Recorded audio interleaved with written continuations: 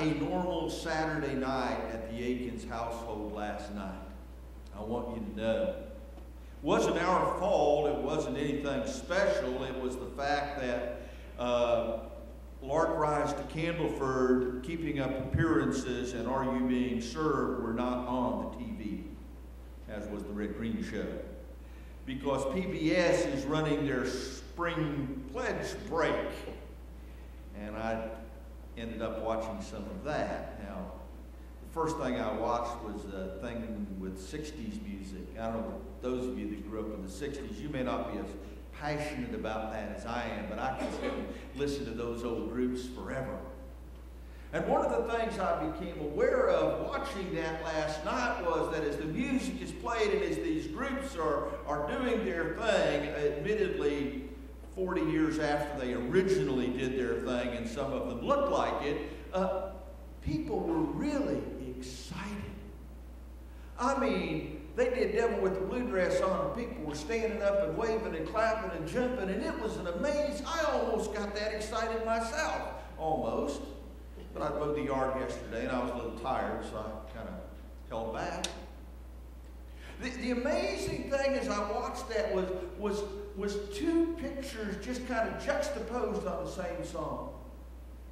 And I don't remember what the song was, but there was a lady, probably about my age, who was so excited to be hearing the music of her life that the tears were running down her face. I mean, she was involved in the music. And there was a lady about 2 rows behind her, you could see, about the same age, who was sitting slumped back in her chair with her arms crossed and an expression on her face like, this has got to come to an end sometime.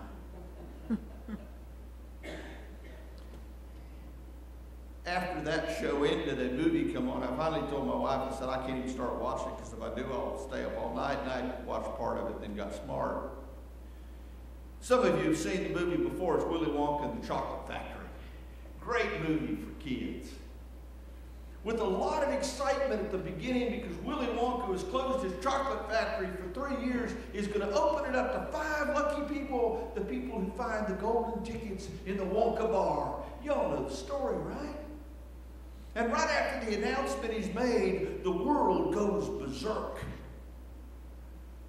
Everybody's buying Wonka bars to try to find the golden ticket to get in for the tour of the Willy Wonka chocolate factory. Semis are pulling up full of Wonka bars. Classes are being dismissed by teachers so that they can go out and buy Wonka bars. People are excited about the possibility of this new thing in the world. The amazing thing is when class is dismissed, everybody rushes out except Charlie, who kind of walks slowly back to his desk and packs up his books and walks out. I got to thinking about both of those things last night. In the middle of them, my wife said, well, are you ready for church tomorrow? And my response without thinking was, I don't know, and I don't care. See, one of the things I think is true in this world is that we choose what we're going to be passionate about. And so often that choice is tempered by a temptation to apathy. Last week we talked about the temptation of blindness. The temptation that I have frequently in my life, and maybe that some of you have sometime, to simply close our eyes and pretend like the problems of the world do not exist. We don't acknowledge the brokenness around us, whether it's of a global scale, as the author of Lamentations speaks about this morning, or whether it's of an individual personal scale, either in our families or with those we love, neighbors, friends, co-workers. Sometimes, as we noted last week, it is easier to just close our eyes and pretend that the problem doesn't exist. But I think there's a bigger problem. And the bigger problem is that so often we see the problem, but we choose the course of apathy. We choose to decide not to care.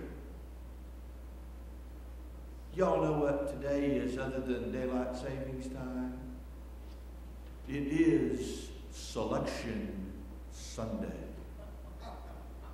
Y'all know that. I mean, there is a sports network that is devoting 12 hours of uninterrupted coverage to picking 65 college basketball teams to play in a tournament.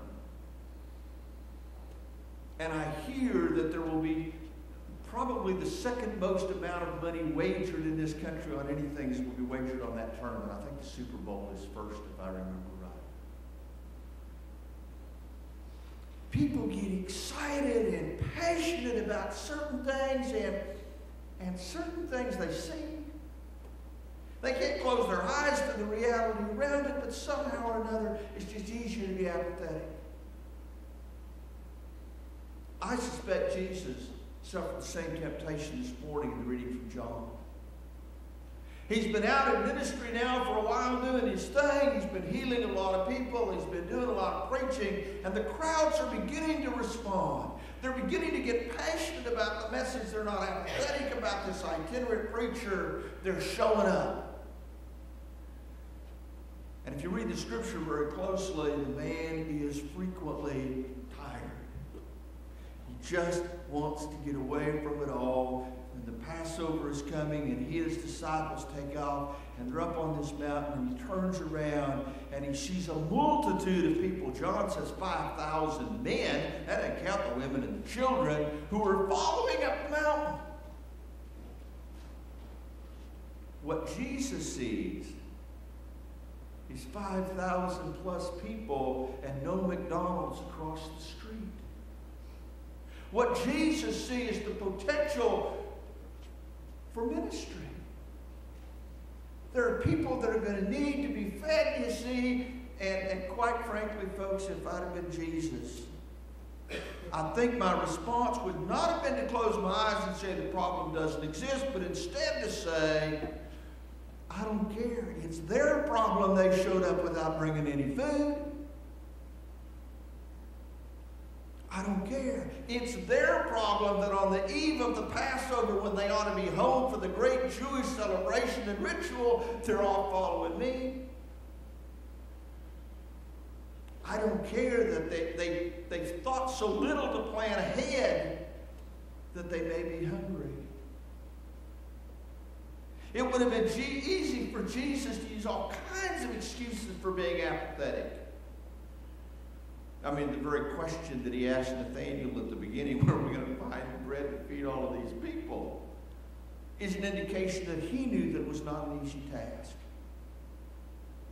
He could have chosen at that moment in time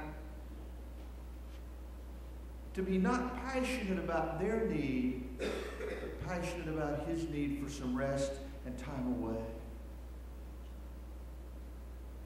He could have, at that moment in time, chosen to be apathetic about their need because he was focusing on what he had and what he needed to keep for himself. He chose not to do that. You see, in that moment of time, what Jesus displays in that story is not apathy, but passion for the world around him and the opportunities for ministry and service that he encountered. That's hard to do.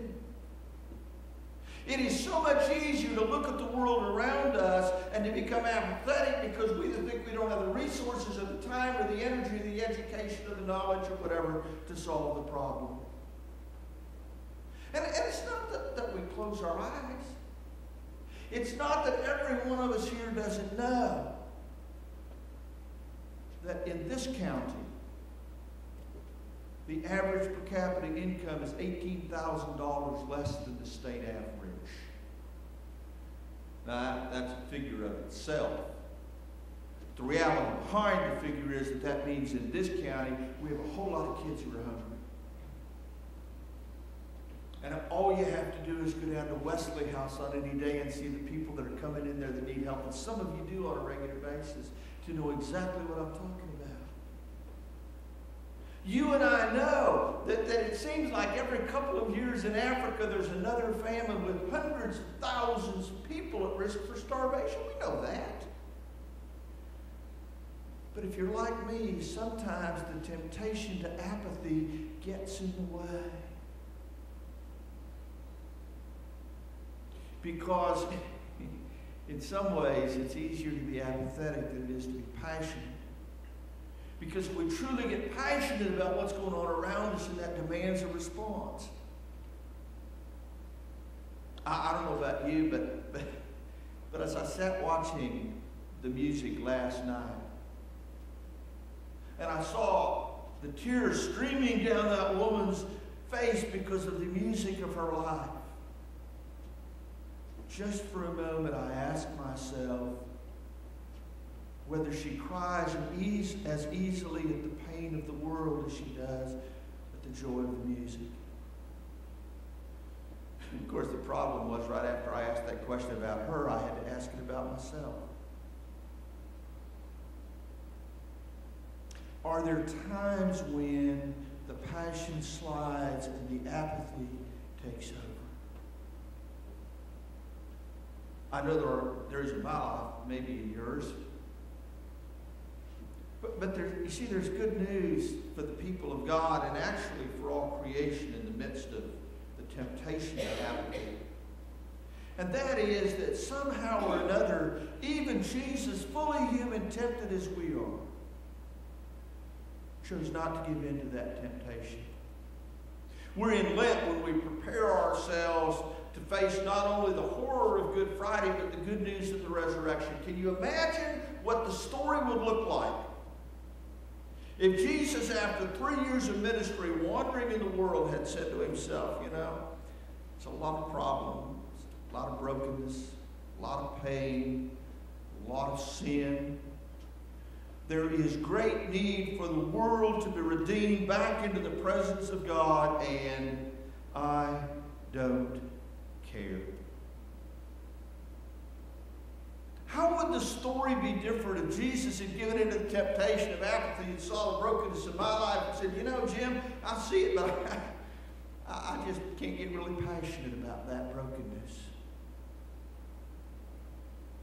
And see, I think if Jesus had surrendered to the temptation to apathy, the cross would never have happened. The temptation was there in the garden. He said, God, I don't want to do this. You know, it would be easier simply to walk away. But he doesn't do that. Instead, he lives out his passion that he had for the love of God's people and the servant ministry that he displays throughout his ministry. Whether it's feeding 5,000 people on a hillside or washing the feet of his disciples, or yes, even being hung on a cross. One of the slides on one of the screens, I think, says the opposite of good is not evil. The opposite of good is apathy.